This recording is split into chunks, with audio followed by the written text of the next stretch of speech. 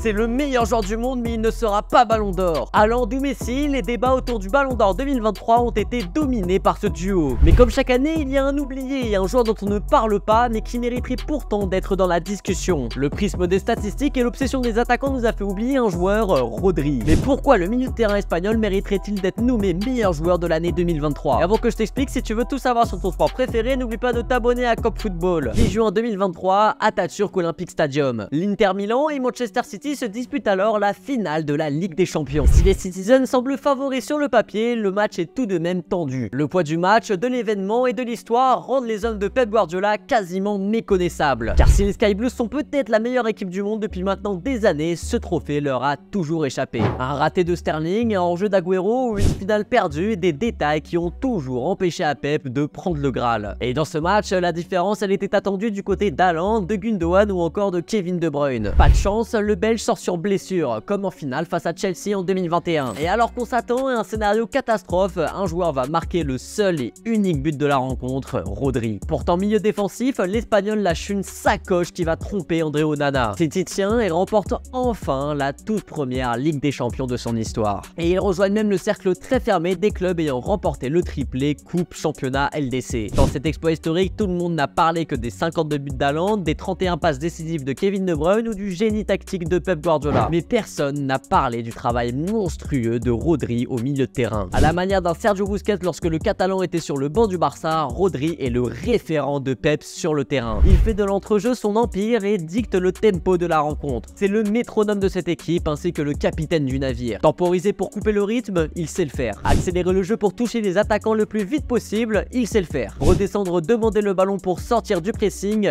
il sait le faire. Et il sait même frapper de loin pour débloquer un match tendu face à une défense solide. On l'a vu en quart de finale aller face au Bayern, puis en finale face à l'Inter. Pied gauche, pied droit, pas un problème pour Rodri. Son importance chez les Citizens est indéniable et les statistiques parlent pour lui. Depuis son arrivée en Angleterre, City n'a perdu que 13% des matchs en sa présence. En revanche, lorsque l'Espagnol n'est pas là, on passe à 33% de défaites. Et on en a même eu la preuve récemment après son carton rouge face à Nottingham Forest. Privés de leur métronome pour 3 matchs, les Sky Blues n'en ont pas gagné un seul. Défaite face à Newcastle, Wolverhampton puis Arsenal. Son absence oblige même son entraîneur à changer son fameux 3-2-4-1 mis en place la saison dernière. Et c'est sûrement pour ça qu'il est le joueur ayant disputé le plus de minutes en 2022-2023 du côté de City. Rodri est peut-être le seul élément irremplaçable de la machine de Pep. Alors d'accord, Haaland et Messi sont impressionnants et ont des accomplissements indéniables. Mais le meilleur joueur du monde ne serait-il pas le seul joueur irremplaçable de la meilleure équipe du monde? Et d'ailleurs, Rodri affronte Manchester United sous les couleurs des Citizens aujourd'hui. Si tu veux parier sur le match, n'hésite pas à aller chez notre partenaire Unibet, tu as 100 € de bonus offerts avec le code COP. Et si t'es un peu faux foot, tu peux même tenter Rodri buteur avec une cote à 7,55. Avant que tu te rendes sur le site, je dois te rappeler que les paris sportifs sont strictement interdits aux mineurs et surtout doivent rester un loisir. Et toi, est-ce que tu penses que Rodri mériterait le Ballon d'Or? Dis-le moi en commentaire.